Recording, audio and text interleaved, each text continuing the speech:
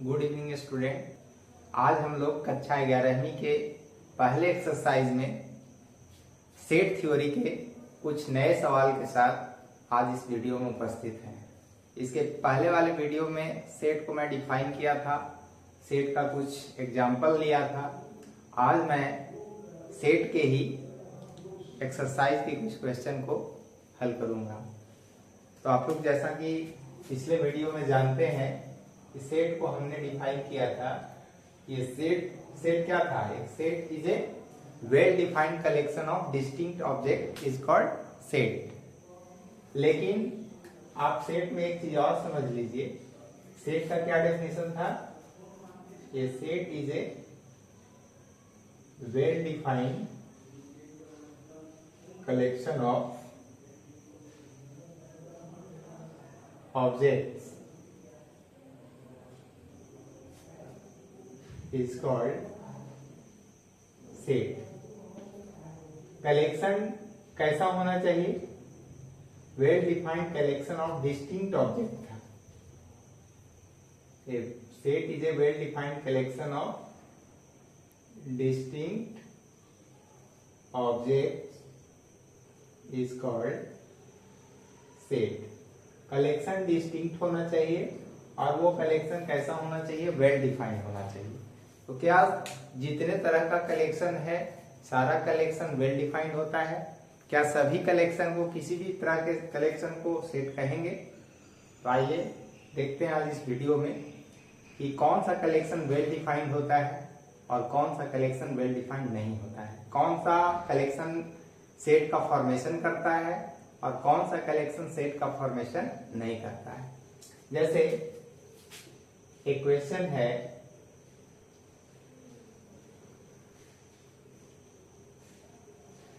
The thing I like,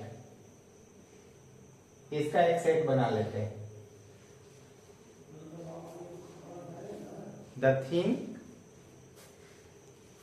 I like, वैसा चीज जो मैं पसंद करता हूं, क्या ये डेफिनिट है? थोड़ा सोचें।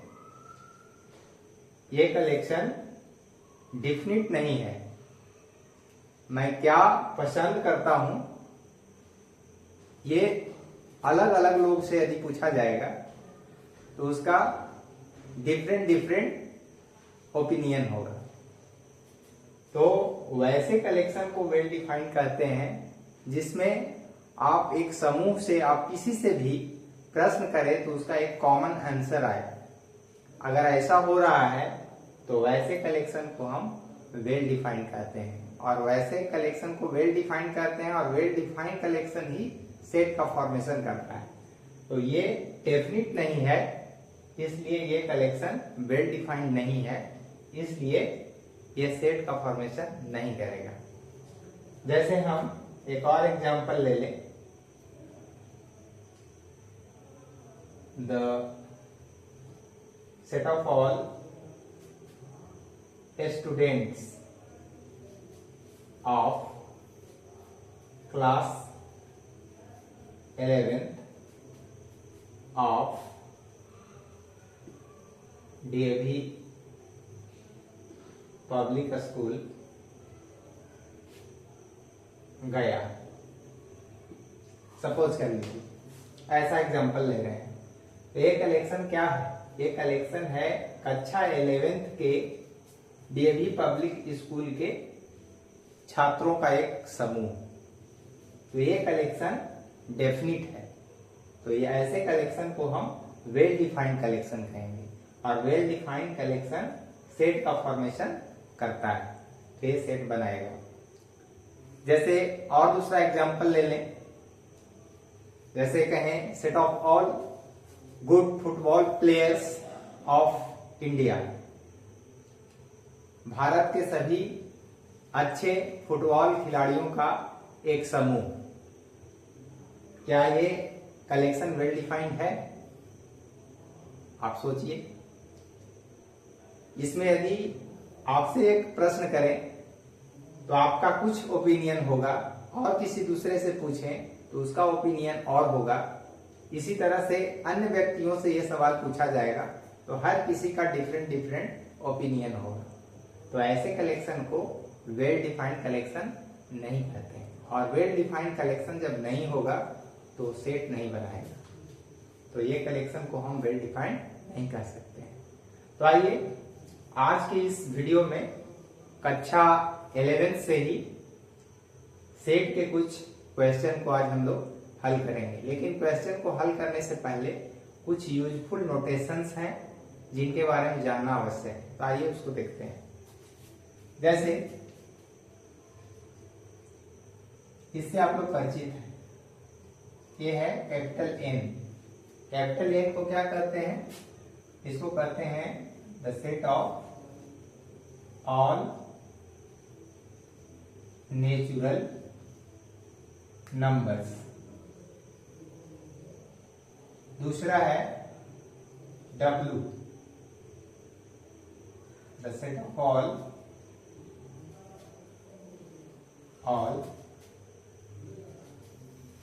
Whole numbers.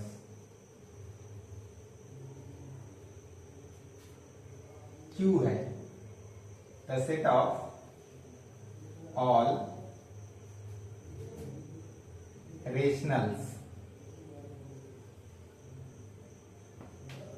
इसमें Q प्लस लिख रहे हैं, यह है the set of all positive rationals. Q minus the set of all negative rationals. R the set of all real numbers।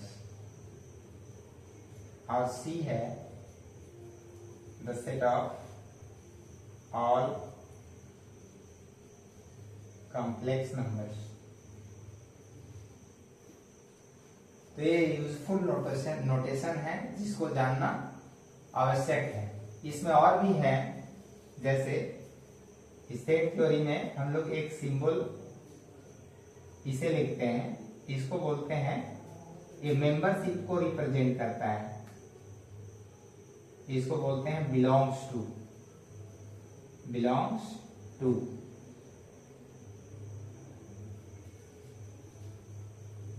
Membership को ये क्या करता है? रिप्रेजेंट करता है। इसको बोला जाता है डज नॉट बिलोंग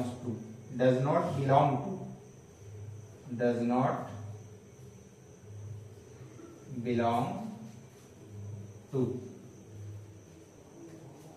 इसके अलावा आप देख सकते हैं ये सिंबल है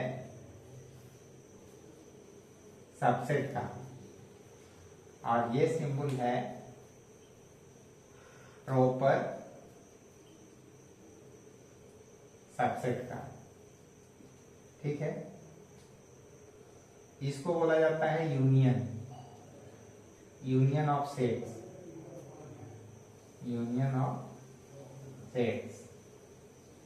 इसको बोला जाता है इंटरसेक्शन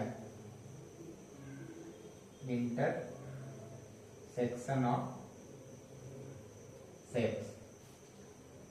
तो इसको आप स्क्रीनशॉट कर लीजिए। इसके बाद इसको डिफाइन भी करेंगे और इस एक्सरसाइज से संबंधित प्रश्न को भी देखेंगे। ठीक है, तो आप इसको स्क्रीनशॉट कीजिए। उम्मीद है कर लिए होंगे।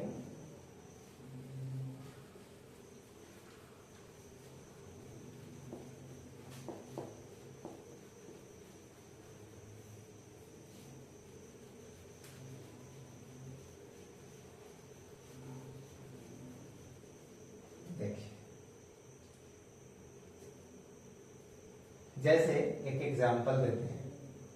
मान लीजिए एक सेट लिया ए में एलिमेंट्स हैं ए, बी, सी, डी, ई, एफ। अब यहां पर 4 क्वेश्चन हैं जिसको आप देखिए। A बिलोंग्स टू A, दूसरा है E belongs to capital A mean set A, तीसरा सवाल है G बिलोंग्स टू A, और चौथा सवाल है इसमें H बिलोंग्स टू A। अब यहां आपको देखना है कि कौन सा सही है कौन सा गलत है। A बिलोंग्स टू A, तो मैंने पहले बताया कि ये मेंबरशिप को रिप्रेजेंट करता है। ये बिलोंग्स टू का सिंबल है, ये मेंबरशिप को रिप्रेजेंट करता है। तो आप देख सकते हैं कि इस सेट A में ये स्मॉल a जो देख रहे हैं इसमें बिलोंग कर रहा है या नहीं कर रहा है, इस सेट का मेंबर है या नहीं, इस सेट का सदस्य है या नहीं, इस सेट का अवयव है या नहीं है। तो आप देख रहे हैं कि a जो है इस सेट a का मेंबर है, इसलिए a बिलोंग्स टू a लिखना सही होगा। दूसरा है e बिलोंग्स टू a, तो यहां पर e आप देख रहे हैं स्मॉल e सेट a का मेंबर है, तो इसको लिखना भी सही होगा।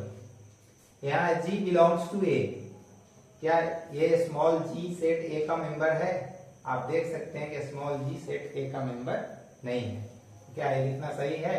नहीं, ये लिखना गलत है। लिखना क्या सही होगा? तो यहाँ पर लिखेंगे G does not belong to A, ये लिखना सही होगा।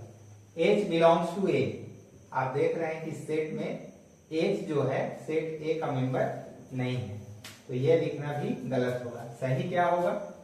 सही होगा H does not belong to A, यह लिखना सही होगा। तो इससे आप परिचित हो गए, इसको भी हम लोग समझ लिए और ये इसका भी यूज को समझ लिए। ठीक है, अब इसमें डिफाइन करना है यूनियन ऑफ सेट और इंटरसेक्शन ऑफ सेट, उसको भी हम लोग समझते हैं। यूनियन ऑफ सेट क्या है और इंटरसेक्शन ऑफ सेट क्या है। Union of sets,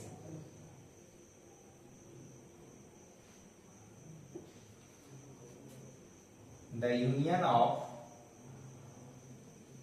two sets A and B be denoted by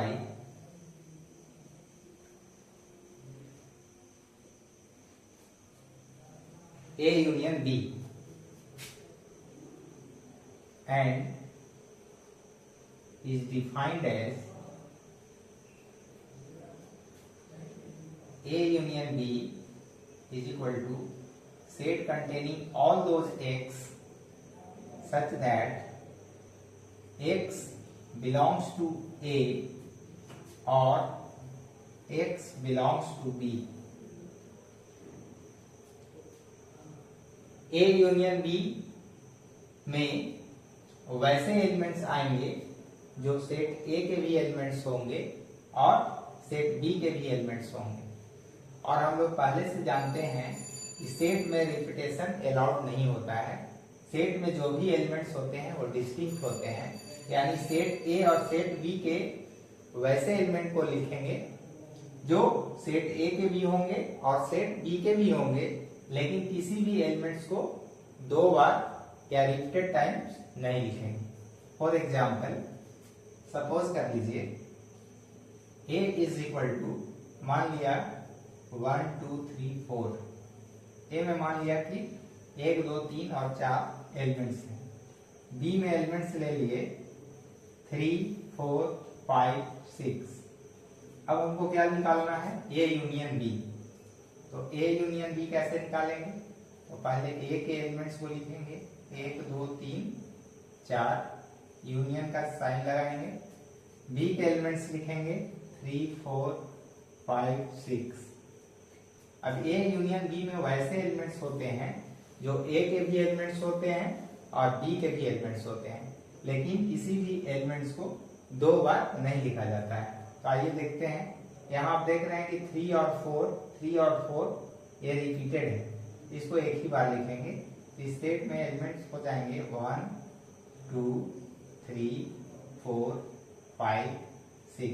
यहाँ 3 4 ए में भी है और बी में भी है, इसीलिए इसको एक बार लिखा गया है। तो ए यूनियन बी ऐसे हम लोग निकाल लेते हैं।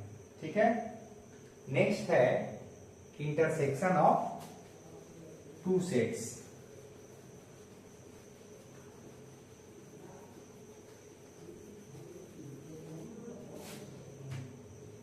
नेक्स्ट हम लोग पढ़ेंगे इंटरसेक्शन ऑफ टू सेट्स। इसको डिफाइन करते हैं, the intersection of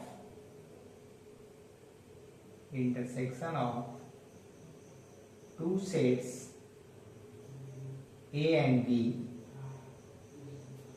be denoted by A intersection B and is defined as A intersection B is equal to set containing all those x such that x belongs to A and x belongs to B। मतलब A intersection B, दो set यहाँ पर A और B हैं, तो A intersection B को हम लोग इस तरह से लिखते हैं, और A इंटरसेक्शन B में वे सारे एलिमेंट्स को लिया जाता है जो सेट A में भी हो और सेट B में भी हो। मतलब सेट A और सेट B दोनों में जो कॉमन है वही एलिमेंट्स A इंटरसेक्शन B में आते हैं। जैसे एग्जांपल से इसको समझते हैं। सपोज कर लीजिए यही एग्जांपल को मैं लिया, A इज इक्वल टू 1 2 3 4 और B में ले लिया 3 4 5 6। ठीक है, अब A इंटरसेक्शन B में कौन एलिमेंट आएंगे, कौन कौन एलिमेंट्स आएंगे, जो सेट A में भी हो और सेट B में भी हो, है ना। मतलब दोनों में जो कॉमन उसको देखना है। यहाँ 3 और 4 है और यहाँ भी 3 और 4 है, तो 3 और 4 A इंटरसेक्शन B में कॉमन एलिमेंट्स हैं, इसलिए A इंटरसेक्शन B का वैल्यू हो गया 3 और 4। इस तरह से हम लोग यूनियन को जान गए, इंटरसेक्शन को जान गए। अब मान लीजिए कि इसी इंटरसेक्शन में एक और एग्जांपल ले लिया। सपोज कर लीजिए A में एलिमेंट्स ले लिए 1 2 3 और B में एलिमेंट्स ले लिए 5 6। ठीक है, अब यहाँ पर मान लीजिए कि A इंटरसेक्शन B निकालना है, तो आप देख रहे हैं कि A और B में डिस्टिंक्ट एलिमेंट है, कोई भी एलिमेंट यहाँ पर कॉमन नहीं है, तो इसको हम लोग कहेंगे 5। A इंटरसेक्शन क्या होगा, यहाँ 5 होगा, यानी कि ये नल सेट हो जाएगा या वाइड सेट हो जाएगा या एम्प्टी सेट हो जाएगा। जब इंटरसेक्शन कॉमन नहीं आया, कोई भी एलिमेंट कॉमन नहीं है, यानी वो वाइड सेट है या नल सेट का एग्जांपल। ठीक है, तो आगे हम लोग देखते हैं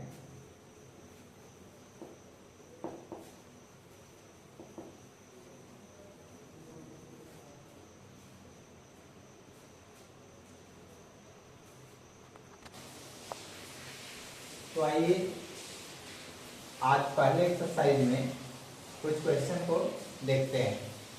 पहला है which of the following are sets, justify your answer.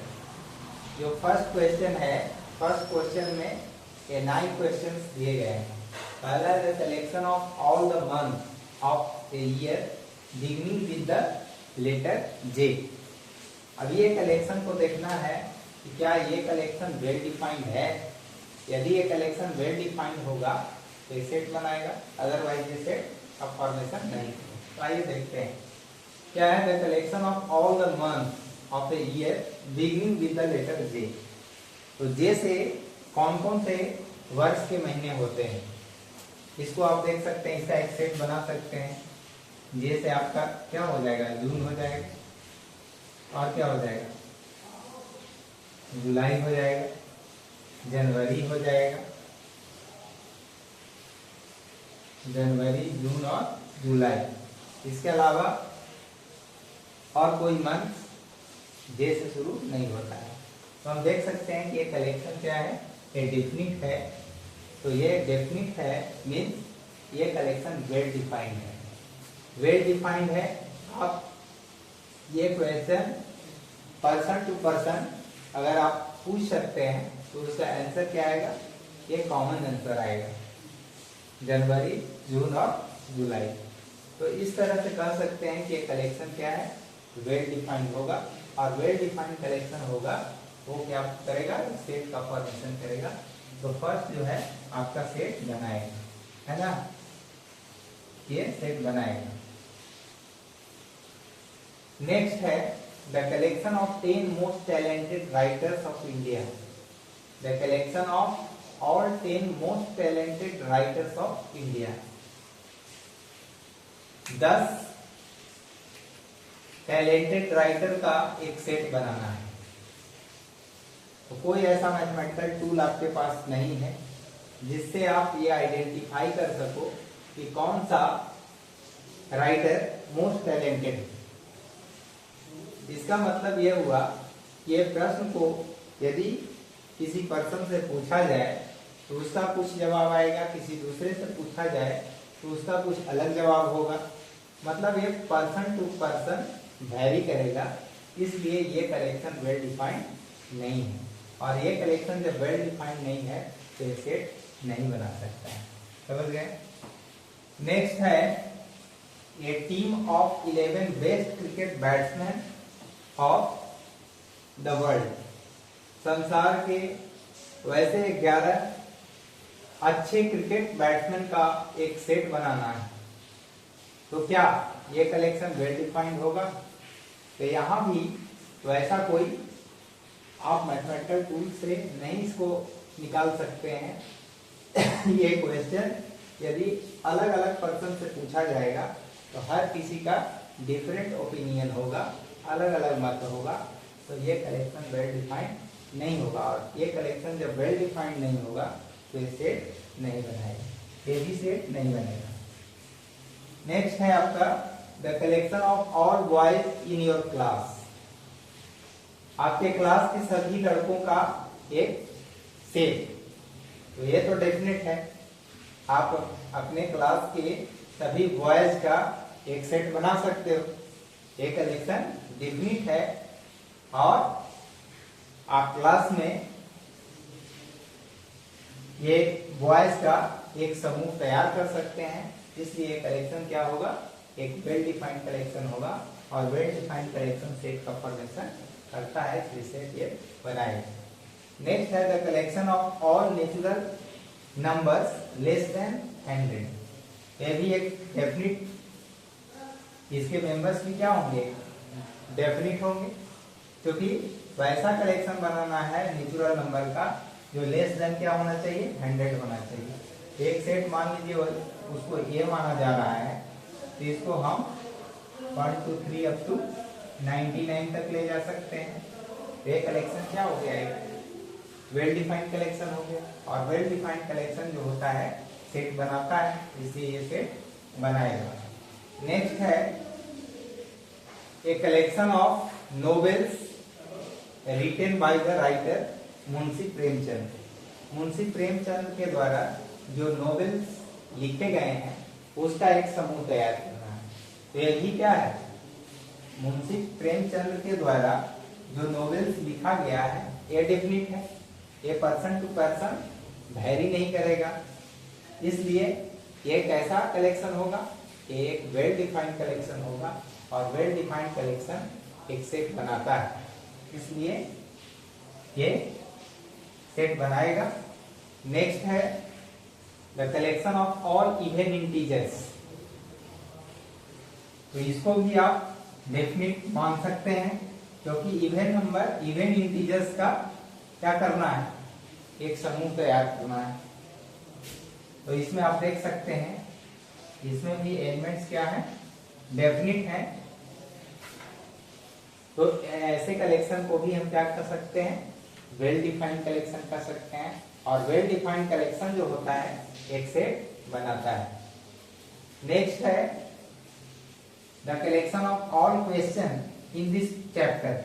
इस चैप्टर के जितने सारे क्वेश्चंस हैं उसका एक सेट बनाना है। तो ये भी डिफिनिट है। तो डिफिनिट जो होगा तो एक वेल डिफाइंड कलेक्शन होगा और वेल डिफाइंड कलेक्शन एक सेट का फॉर्मेशन करेगा, इसलिए यह भी एक सेट बनाएगा। लास्ट क्वेश्चन है इसका, the collection of most dangerous animals of the world. संसार के जो सबसे खतरनाक जानवर हैं उनका एक सेट बनाना है। तो ये क्वेश्चन पर्सन टू पर्सन इसका आंसर क्या होगा, वेरी करेगा। हमारे लिए कुछ और होगा तो दूसरे के लिए कुछ और होगा। हर किसी से इसका ओपिनियन लिया जाएगा तो आंसर डिफरेंट डिफरेंट आएगा। यानी ये कलेक्शन वेल डिफाइंड कलेक्शन नहीं होगा। और well defined collection set, well defined जब ये कलेक्शन नहीं होगा तो ये क्या सेट बनाएगा, सेट नहीं बनाएगा। इसलिए ये कलेक्शन आपका वेल डिफाइंड नहीं है, ये सेट का फॉर्मेशन नहीं करेगा।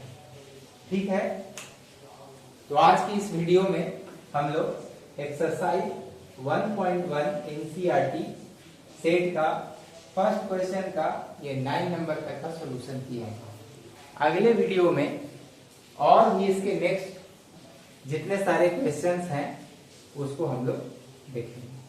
तो आप इस एक्सरसाइज के क्वेश्चन नंबर 1 से लेकर के 9 तक के सॉल्यूशन को आज देखें। नेक्स्ट वीडियो में फिर आगे के क्वेश्चन के साथ उपस्थित होते हैं। तब तक के लिए धन्यवाद।